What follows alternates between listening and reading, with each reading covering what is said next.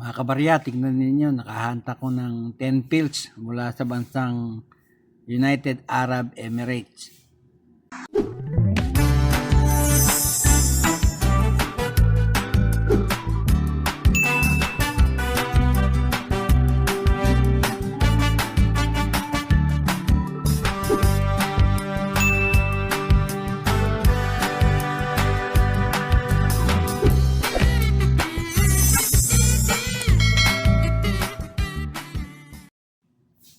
Magandang araw po sa inyong lahat, lalo na sa aking mga kabarya at kapwa kolektor.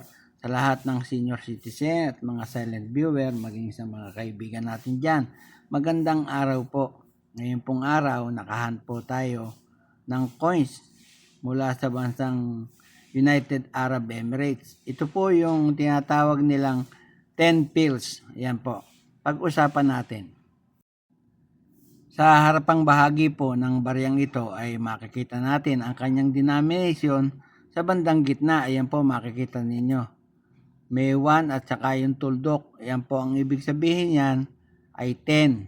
Yung po namang nasa ilalim ay yung sulat na 10 pills. At yung Arabic lettering na nasa ibabaw ay may translation sa ilalim na United Arab Emirates. Ayan po, makikita ninyo.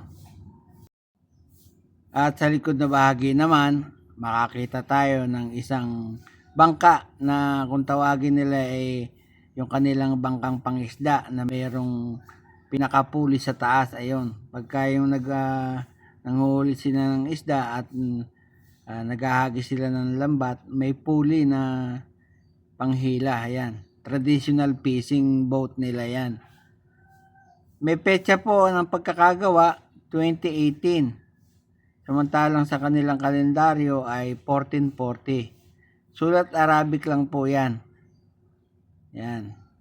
Yung gilid naman po, makikita ninyo yan. Oh. Pine. Ayan, pine po ang gilid niya. Simple lang po ang pagkakadesenyo ng kanilang barya, pero ito po ay maganda. Ito nga pong baryang ito ay nanggaling sa bansang United Arab Emirates. Ang kanilang presidente po doon ay si Khalifa bin Zayed Al Nahyan. Yan po.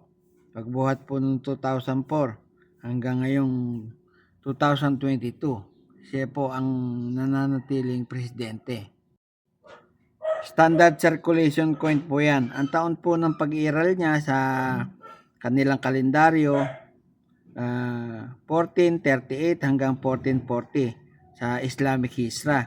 Samantalang sa Gregorian calendar 2017 hanggang 2018. Yan po ang petsa ng pag-iiral niyan. At ito nga pong baryang ito ay 10 pills na kung ikukumpara sa pera natin ay piso at 68 centavos. 1 peso and 68 centavos.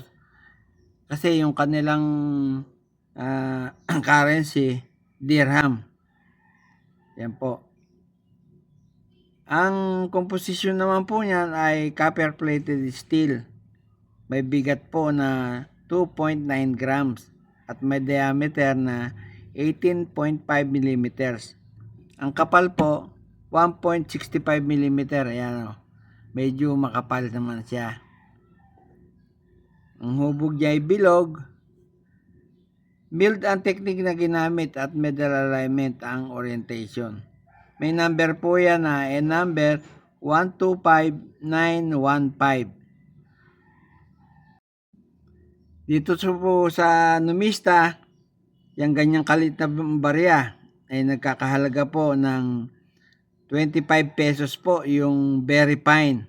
Yan, katulad ng barya natin. Yan po ay mabibili po ng 25 pesos.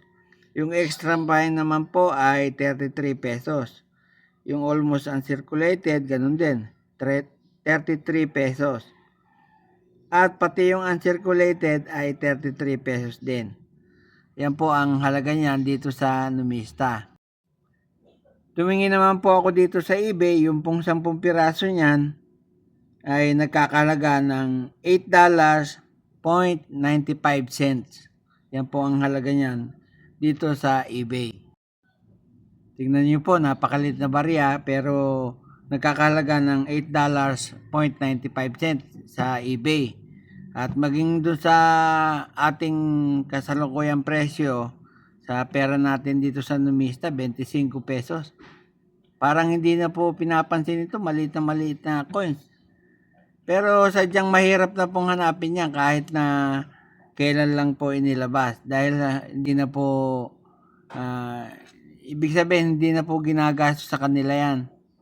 Yan, parang dito sa atin, kapag yung mga gis itinatabi na lang.